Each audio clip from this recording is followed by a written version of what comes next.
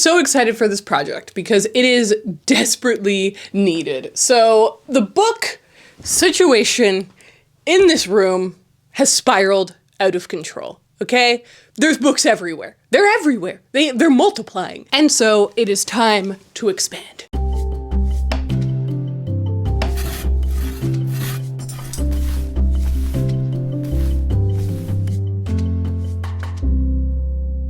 The original plan was to expand my bookshelves out this way, but it almost instantly rubbed me the wrong way. There's something wrong about the balance. If this was shelves, I think this would look awkward. This wouldn't feel balanced around the mantelpiece. And so I started thinking, what if the shelves went all the way? They just ran the whole length of the thing. It doesn't make sense. I think it would be weird if the shelves went that way and then ran into this. So then I was like, I gotta get rid of that. But this room doesn't have that much storage. So now I'm getting rid of the only storage I have. And then the idea struck me. I was looking in the wrong corner. If we spin all the way around, I believe this is where we should build shelves. Not only will this give me really a lot of real estate for more books, not only will it be a corner of books, which I love corner bookshelves, I think it will also make a really great impact to this room feeling more and more like a library, because it's not just the one wall that's built up. There's a second section that is a library section as well. We're also going to be finishing something that I feel like it's just been dangling. If we whip across to the door corner, I love the way that the shelves go over the door, but it's always been lacking for me that there aren't shelves on this side. So we're going to be building those shelves as well. And we're also going to be improving this mantelpiece. Wow.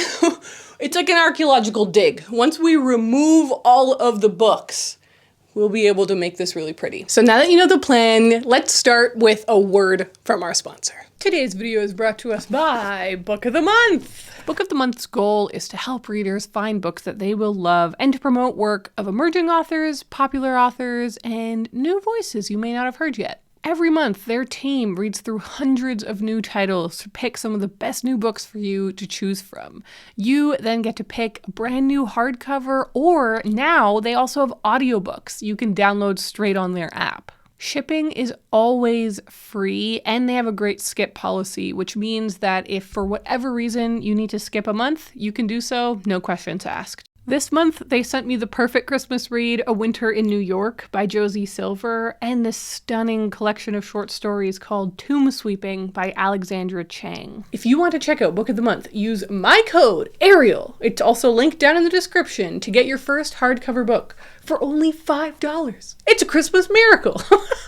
Thank you so much to Book of the Month for sponsoring this video and for being a great supporter of my channel throughout 2023. Now let's get back and work on these bookshelves. All right, it's day one of the project and it's time to get started.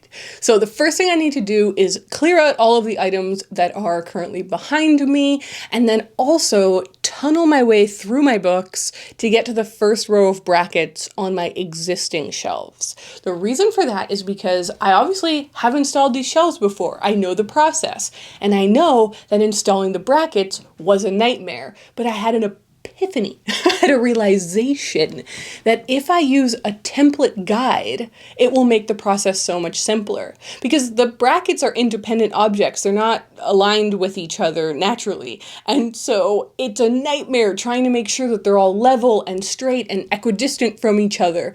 So what I'm going to do is I'm going to cut out some paper, tape it all together to make like a really long strip, line that up next to an existing line of brackets, and mark out the spaces where I'm going to drill my holes. This will make the process so much simpler. Once I have my guide, I will find the studs. This is a question I got asked often about my bookshelves. Did I put them on studs or not? Yes. I actually have decided I don't care if the brackets go in awkward places if they look a little strange. First of all, they get covered by books anyway, so you don't really notice them that much. But secondly, it's so much more important to me that they're strong because books are heavy, the wood is heavy, the whole thing is very heavy, and I want to make sure that it's strong and protected. So I'm going to find the studs on the wall, and I'm going to use my paper guide to draw where I need to drill those holes. And then I'll drill the pilot holes, and then I will affix my brackets. And we will be a big step on our way towards this project. It seems so simple to just say it all out loud like that, but you just saw me do it, so it must be possible. Let's cut to these brackets being up. Okay, so a bunch of the brackets are up. I don't have all of them up yet, but I have enough to figure out the wood situation because I realized the hardware store is going to close, so I need to get the wood next. This is so exhilarating. Like, seeing these brackets put up makes it feel like this is actually happening. So I found a piece of spare wood that I had left over from when I did the shelves the other time. The wood that I'm using is actually stair tread. So this is supposed to be, you know, it's designed and used for stairs. But the reason that it's perfect for this is that I love the thickness. Like, they're really nice and thick. But also one edge of it is curved already really nicely. And so it works, I just think it works so well for these shelves. So I need to figure out how wide I want these to be. This is so cool. Ooh, wow. You guys, this is so exciting. This is so exciting. I obviously could have the shelf go out this wide, but it would really impede on where my curtains go, and I love my curtains. If I zoom out the angle just to show you the very top, like the section where the curtain is right now, as of right now, but it can be moved, would bring us to like here. So if I cut this with the curtain in mind, then it wouldn't go the full length of this wall.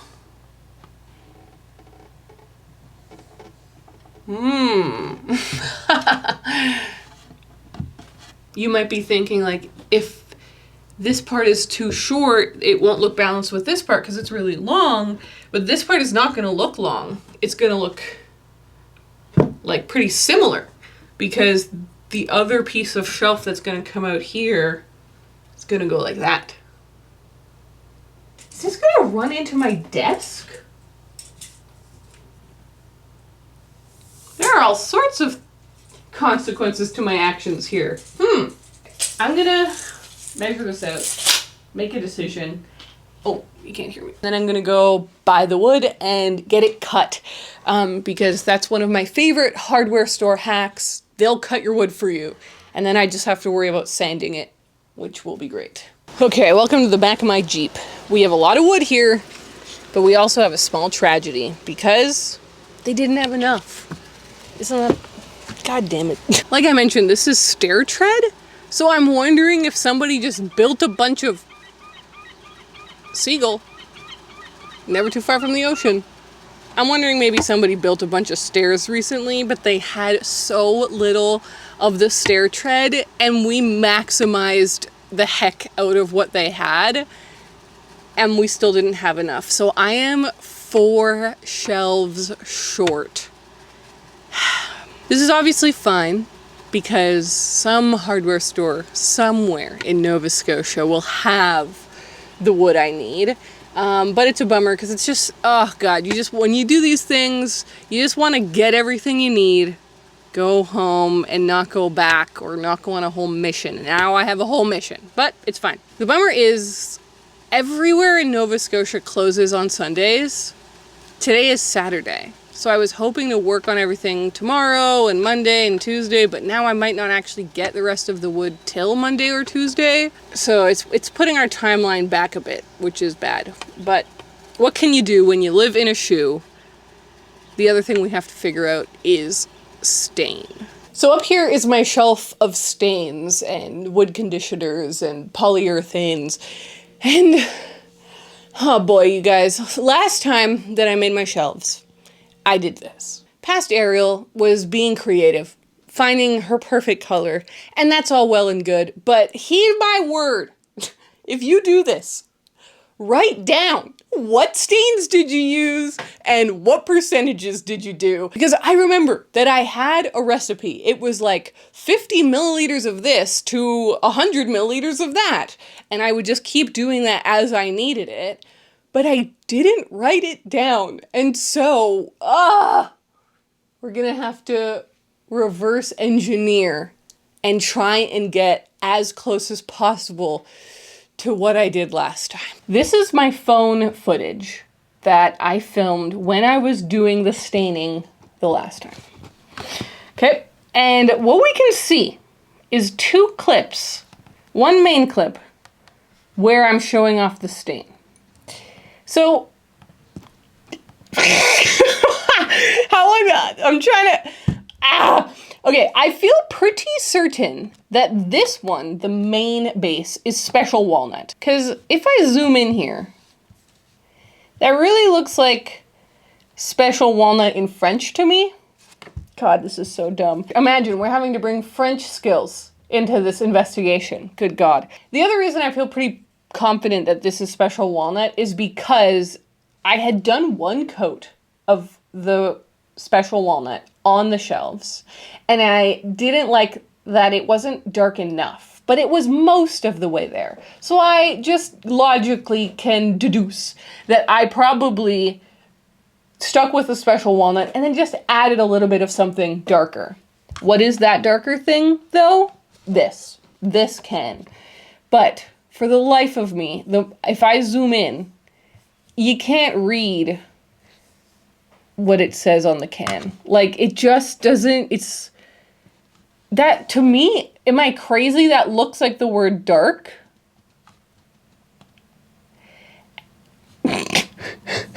I have this can of stain left over from when I originally did the shelves. So I believe that this is the correct blend. And it's pretty full. So the question is, how far can this get me? And do I take the risk of going as far as I can with that can, but then I run out and then I have to switch to a slightly different color? Maybe that won't match perfectly. Do I just forget about this can? Hello, so we're in a new place. We're in my parents' work shed, and they're letting me use it to do this because I don't have this much space anywhere in my house right now. So I'm gonna start by staining these guys because, first of all, I feel like I need a motivator. I feel like I've fallen behind a little bit on this project, and seeing something stained is gonna make me feel like I finally started staining, which is where I should be past done that by now. That is also going to help me gauge how much stain this is going to use. So we're going to see how that goes. I'm a little nervous about it. I'd love to not have to make a new stain blend, but we'll see.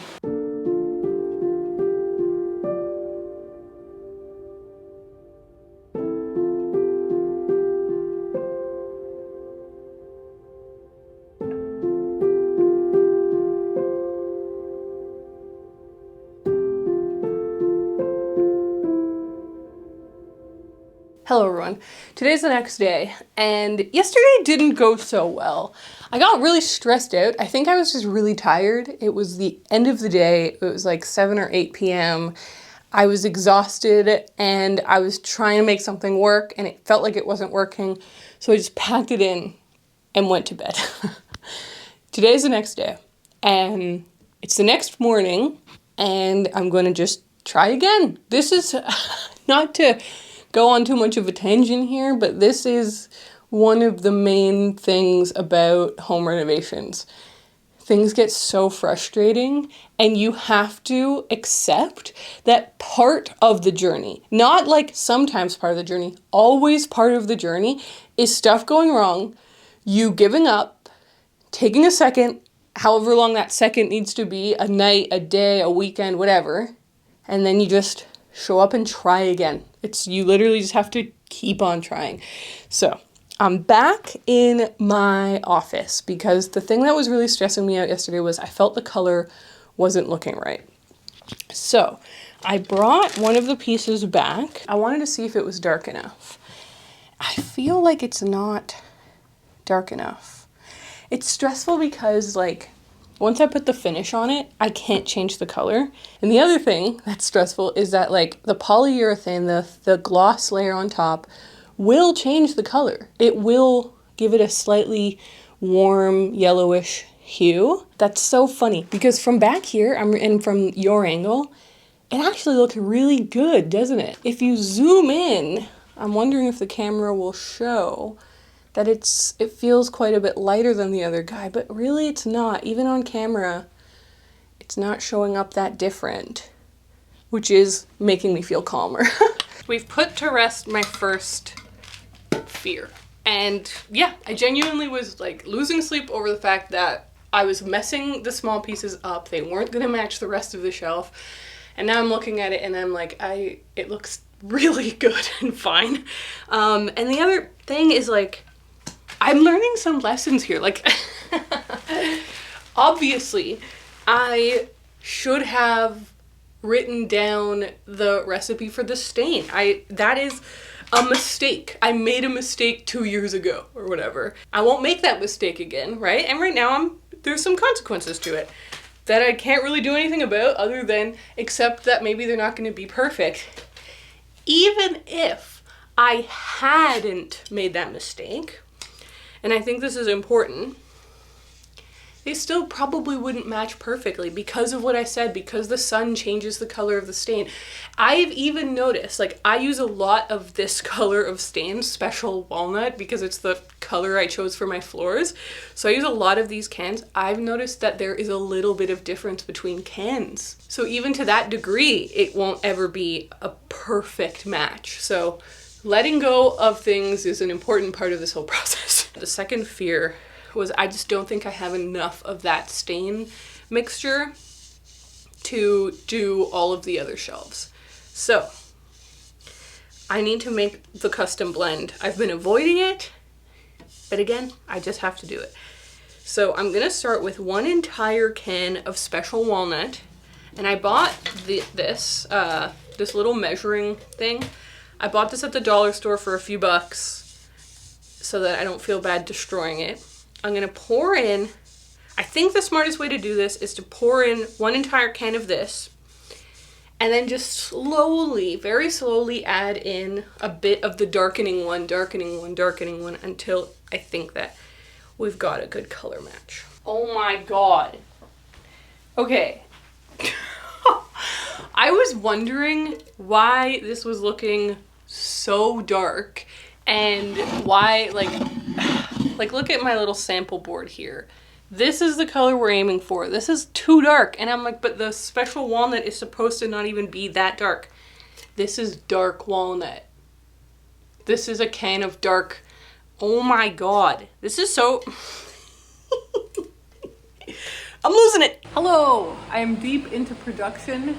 Lots going on. I'm waiting 1 more minute before I wipe off the stain, and I wanted to mention something I realized. The colors look worse here again, and I realized it's these fluorescent lights. Lighting makes such a huge difference, and fluorescent lights we know give off like a greenish, very industrial hue.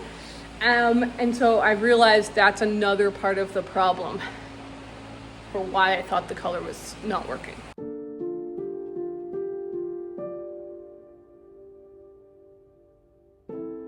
After that last clip you saw, I finished staining the one side and then I put polyurethane over it, which is the next correct step. When I eventually brought those pieces back home, though, I noticed that the color was off. I was so devastated. After everything I'd done, the color was wrong, and now I was in big trouble because I had put poly over top of everything, and I was gonna have to re-sand it all. I was gonna have to refinish it all. It was going to be so much work and a giant step backwards, so I hit pause on this project for a while. After a couple of months, I returned to it. I brought the pieces back home and I started just working on the other side because no matter what, I was going to have to do the other side anyway, so that's what you see me doing in these clips. I'm properly finishing the other side, and it was so much better to get to do it in the office where I could see the color next to the original shelves and just take my time doing it in my own space. I worked really hard for a long time on these shelves and I got them really beautiful and perfect and I love them, but I was really procrastinating on basically flipping them over and redoing the other sides. And so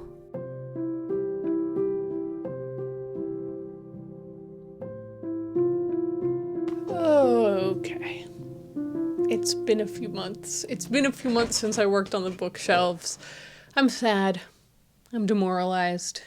But we turned that around today because I made a to-do list.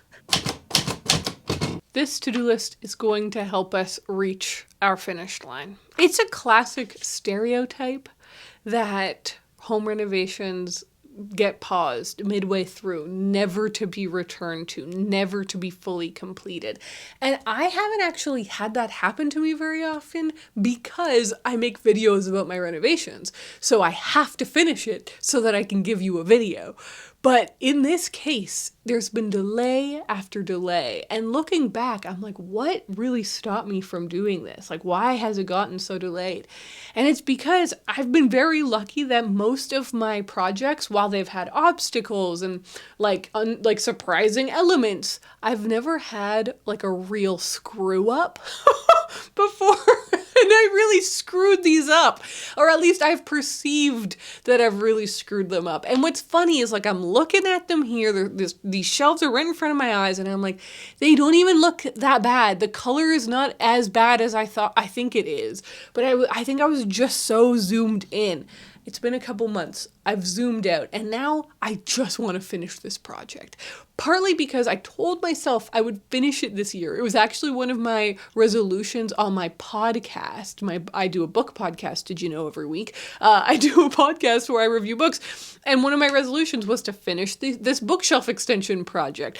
Secondly, it's a mess in here. There's all of these shelves stacked up. There's unfinished things. There's shelves I want to use, but I can't. I gotta get it done. And then thirdly, the reason that I even wanted to do this project in the first place was because I have a legitimate book problem. There's all these stacks of books everywhere, and it's only gotten worse because I just keep buying books. So it's finally time for us to just try and finish this. And here's the philosophy, okay? The philosophy is going to be that phrase that I love, that I really think is fantastic. Don't let the perfect be the enemy of the good. Do not let yourself think that a project has to be perfect in order for it to be good, right? If these shelves are pretty and functional, that's what I need them for. And I believe I can do that without going back so many steps, resanding everything, restaining everything. I'm going to finish this project by just pushing ahead. I think that this will mean that I can finish this in the next few days. So that brings us back to this to-do list. Over the next 2 or 3 days, I am just going to be pushing on this list, trying to get as much done as possible, cross this finish line, and we're going to see how it goes.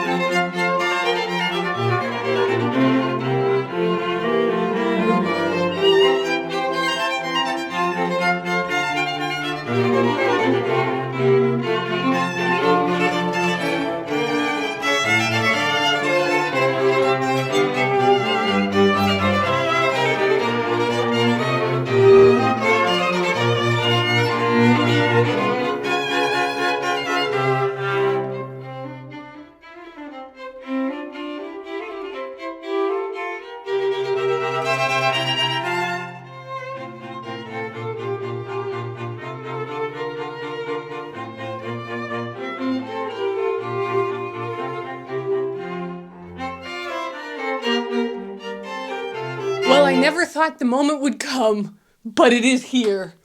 The shelves are done. They're done. They're done. Woohoo! I have worked through almost the entire to-do list, and I'm not gonna lie to you, okay? This is now gonna be a top tip for me.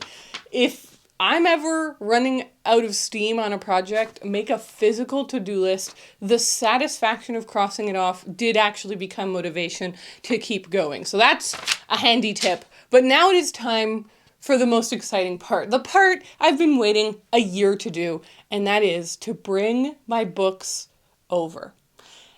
A lot of new questions.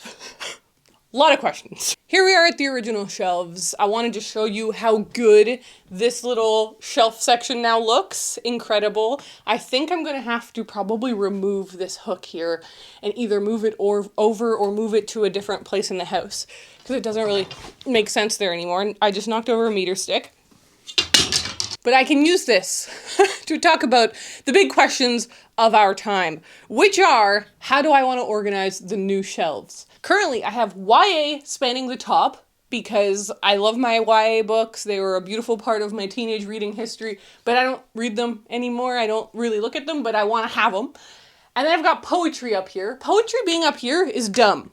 It makes no sense. I do read poetry. I do like referring to the poetry, and every time I need to get it, it's annoying. This is my Asian translated fiction section. I want that to go over there because I want that to be more accessible. Down here is graphic novels. They can stay here because I want them to be on the lowest shelf possible because they're the heaviest books. And if they fall, which I don't think they will, but if they were to ever fall, they would have the shortest distance to go and they wouldn't crash through this entire system. There's other sections that I forgot to point at. But it's a big challenge, it's a big task ahead of us, but I'm so excited to do it. Okay, the first spot that got pride of place is the Wi-Fi router. Yeah! I'm actually really excited to have it there. It's gonna, I think, hide away really well. But I'm gonna start with the Orwell section. I'm pretty jazzed on the Orwell section. I'm envisaging it right here. Okay, obsessed with the Orwell shelf. I think we can all agree it's a massive success. So I'm gonna keep the good times rolling and I'm going to do my Lucy Maud Montgomery collection. Okay, Lucy Maud Montgomery section is in. I think it looks great. I think I do want to move the classics over here. So I should do that so that I understand how much room they're gonna take up so that I then know what we're really talking about. I finished the classics section, my microphone died, and then I did the Asian translated section. I moved that over. I'm having to do some stacks on some edges here because I'm running out of bookends. I didn't think about the bookends. So, you know, we're gonna have to get a little creative. I'm feeling good about the direction so far. Over here you can see things don't look good. They look dire. So I'm like, what was my plan? What was I gonna put here? Again. I gotta think a bit. I gotta think. And now a tribute to the book stacks that have lived here for far too long. Long did they reign. Goodbye. Okay, this is definitely one of those everything has gotten worse before it can get better situations. I'm feeling quite overwhelmed. There's so many books. I had them in places that I'd kind of forgotten about. They're just everywhere. But I've collected them, and what I'm doing now is sorting them. I'm doing piles of okay, these are all the classics we have. These are science fiction you forgot you had. So I'm stacking everything into piles, moving it into the right areas. But basically, it's gonna take me a while, and filming while I'm sorting is adding to the stress. So I'm going to stop filming. I'm going to sort this situation out and I'm going to cut, and I don't know how long it's going to take. It could be an hour from now. It could be 8 hours from now, but I'm going to cut to the conclusion. We did it! It is complete! Woo-hoo-hoo! Some said it couldn't be done. That's not true. Nobody said that. But I started to worry. Guys, it looks so beautiful. And over here, we have these complete, which I think actually makes such a massive difference. This now fully looks like a library wall. Woohoo! What a journey we've been on. I am so thrilled with the final result. It truly feels like a library now. When you walk into this room, you now see bookshelves as you're walking in. As you walk past this room, you look in through the door and you see these bookshelves. And then when you step in and you kind of just turn, you see this massive wall, full-length wall of bookshelves. I'm so thrilled with how it's all come out. So I have a few final thoughts to say. Two things that I'm going to be on the lookout for are, number one, bookends. I'm considering like doing built-in ones where I like drill holes, like and at an actual library, like drill holes into the shelves and then have little metal brackets that you can move. That might be really cool, but it's one of the things I need. And then the other thing is a step stool, because the top shelves I absolutely cannot reach without a step stool. So I keep just going to the kitchen to grab the one that lives in the kitchen. And I want like a pretty one. One thing I wanted to mention was that when I was hanging up the frame with the new artwork that I put in there, I love how it looks. It's just stunning. And I picked this piece. I'll link the name of it down in the description, but I chose this piece because I love this woman leisurely reading. I'm like, I aspire to be that. And I think when I'm sitting here in this office working and I look up at that, it's gonna remind me to take a happy breath of air. But anyways, when I was framing it, I noticed on the back, it had written in pencil how much it cost. And it was like $250 or something originally. And I got it for, what did I get it for? Like $50 or something at Value Village. So I really recommend, this is my one of my top tricks is I really recommend buying a frame with real glass, buying a frame with glass at a thrift store. You can usually get them for really cheap. And then taking it to get a custom mat, because a custom mat will make the frame seem custom. In this case, when I was there, I was so excited that the mat fit. So I didn't even have to get a custom mat. But usually you can get a beautiful mat for like $15 and it makes the piece look really, really fancy at a budget. Obviously, the slight elephant in the room is that I didn't fully finish the wood. And my experience on working on the edges, because I did sand down the edges and stain them and then poly them, it was so much easier than I thought it was going to be. The first layer of poly came off really easily, so I'm a little frustrated that I didn't just months ago in the summer when it wasn't -5 degrees out in the summer, just sand them down. It would have been fine, but a lesson learned. And I really do want to finish these. So I basically foresee myself over the next months, when I have a day or an evening free, taking a couple of these shelves out, sanding them, finishing them properly, and then re-adding them. And slowly I will get them to 100%. But they're so beautiful and they're so functional, and this room feels so much bigger. I think that's for two reasons. Number one, there's just not stacks of books everywhere. Like, it was really starting to encroach and make this room feel smaller and smaller. But then the other thing is, because these shelves are so tall and because the painting is so up high, it really makes this room feel really tall. I cannot emphasize enough how happy I am with this project, how beautiful I think it looks, and how excited I am to spend my Christmas holidays here, because now I get to just like lounge here. It really feels like a library or a bookshop or something. Like, it feels so lovely. And I don't know. My books are like one of my prized possessions. I love my book collection. I work so hard, not like in an actively hard way, but just like in a constant, lifelong, I'm on the hunt for books way. To have them displayed so beautifully, to have them organized so well, I'm obsessed. I'm obsessed. I want to show you two quick things. One is this tin. Look at this tin that I found. I found this on Facebook Marketplace, and it is an original made exclusively for Book of the Month Club. I can't figure out when this is from. It seemed like it was maybe from the 80s, and I just loved that I found this, because obviously they've been a big sponsor of my channel throughout this and the last few years. People may not know, Book of the Month has been going for over 100 years. A really long legacy company, and love the tin, so that's really cool. I'm very grateful to them for sponsoring this video. So reminder, if you want to check them out, your first book's $5, link down below. The other thing though is an Ariel shout out. I have just launched little hats. You guys, I'm thinking about books on a hat. Look how cute these are. So they say, I'm thinking about books on the front, and they say book dreams right on the back. I think they're so cute, and we have them in 2 colorways, and we also have a new t-shirt that says, do you want to read with me? I think it's such a cute t-shirt.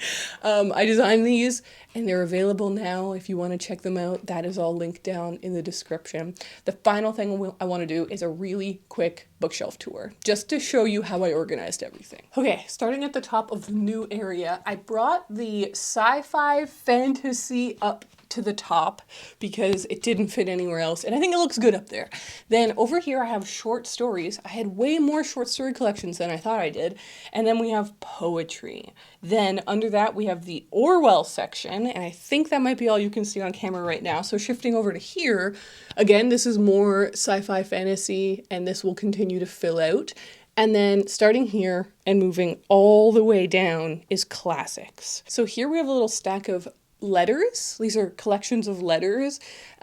This has been my new obsession this year, reading letters. It's the best. And then here is where my Asian translated fiction section starts. And that goes for 2 shelves. Again, I have way more of those than I thought I did. And then on this side, like I said, classics work all the way down to here, with lots of wiggle room for adding more. And then this final shelf is my Lucy Maud Montgomery shelf. Very happy about that. Very happy about that. And for the big shelf, we have YA is still running along the top, and there's a little bit of extra room here with this star that I bought so many years ago in Cambridge with one of my beautiful friends, Pip. Pip, if you're watching, hi. And then my Book of the Month books. I love them. They're beautiful, and I think they look really good up there. Then these, God, this was a nightmare last night. I spent so many hours, I forgot to mention, it's fully the next day, obviously. Different outfit, different mood. Things really changed because it took me so long to keep shuffling and reshuffling these books. But I ended up putting fiction running all the way along there and all the way here. And I have so much room to expand, which is fantastic. And then nonfiction starts here, goes all the way, and then wraps around and goes all the way to here. Then here we have books about writing, which is also nonfiction, but I like this little category. Books published by friends, books about witches. So these are some cute little collections. And then this is feeling a little awkward right now. At first I was kind of bummed. I was like, oh God, they look kind of empty over here. It looks kind of dumb. But then I was like, no, the whole point of this was to get more shelf space so that when I come home with a new book, I don't put it on the ground, which is what I've been doing for the last year. No, now when I come home with a new book, it can actually fit on the shelves. And then in the bottom shelf, it's still all just graphic novels. I just broke it up with this box because I wanted it to stretch a little bit wider. So here we go, everyone. Thank you so much for watching. I hope you enjoyed this video. I am so happy with how it's all turned out. I think it looks beautiful in here. I'm so, woohoo! I'm very happy about it. I hope you're doing well. Thank you so much for watching, and I'll see you guys in my next video.